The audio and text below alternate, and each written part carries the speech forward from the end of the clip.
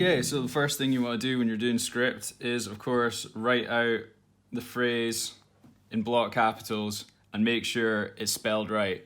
Because for me, that's a never-ending problem because I cannot spell to save my life. Obviously, with this instance, it's even worse because it's in Gaelic, so that's something that you really, really need to make sure that you're doing right. So first, I write it in block capitals, and then I count out the numbers of letters, and I see which is going to be my middle point in the letter. So if it were just doing brach, then you would use A as the center line in the design, and then you can then actually work out the way from that. Or you can start with the B and the H on the outer limits of where you're working, and then put the A in the middle, and then work it to see what sort of shapes you can build from that point.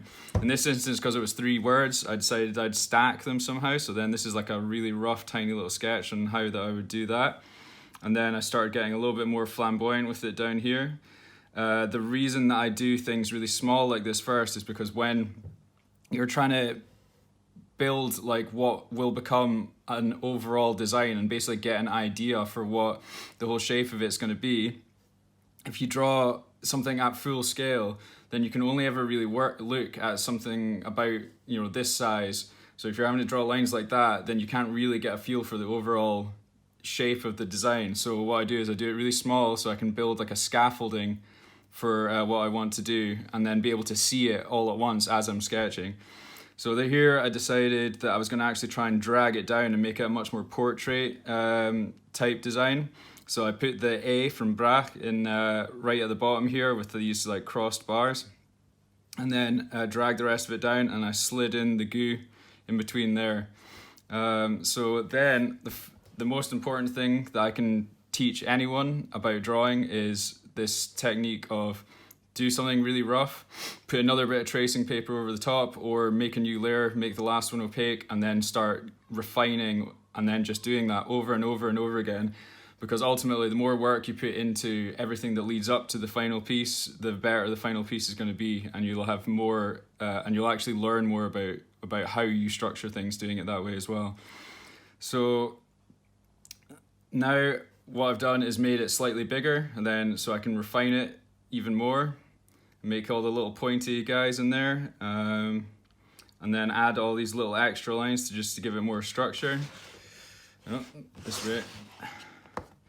So then getting towards what will be the final design now. So this is it at like full scale. Start blacking it in with the ink with a big thick line first to get the main structure of the letters.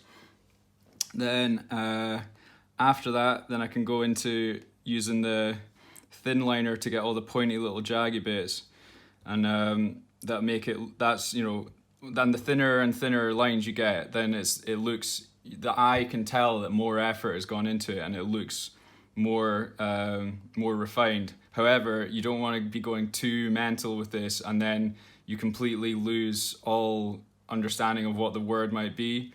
Which if that's what you're going for, then that's cool. But like when it comes to a tattoo, you want some element of being able to read what it says, as well as if it's got too many lines through it, when it heals, it'll just turn into a blob.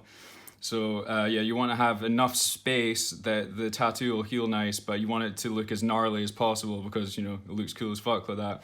Then start adding the little drippy bits that make it look gross.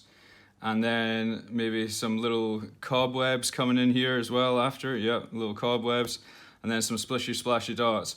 As an aside, something my homie Matt told me when I showed him this, he was like, oh, it looks like you've got like the St. Andrew's cross going on in here. And I was like, fuck, that's maybe I did that subconsciously, but, or maybe I didn't, but I was like, okay, we need to emphasize that. So I actually went back into the design, and then as you can see, I was thickening out just to give that more emphasis towards those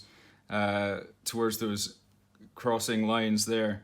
And then as you can see, the final thing really does look a lot more like the St. Andrew's cross, which gives it a sort of double layer of meaning. So yes, thanks for checking out the video, and if you guys could send me some of your own efforts at doing some black metal script, that'd be awesome. I'd really like to see it. Cheers, see you later.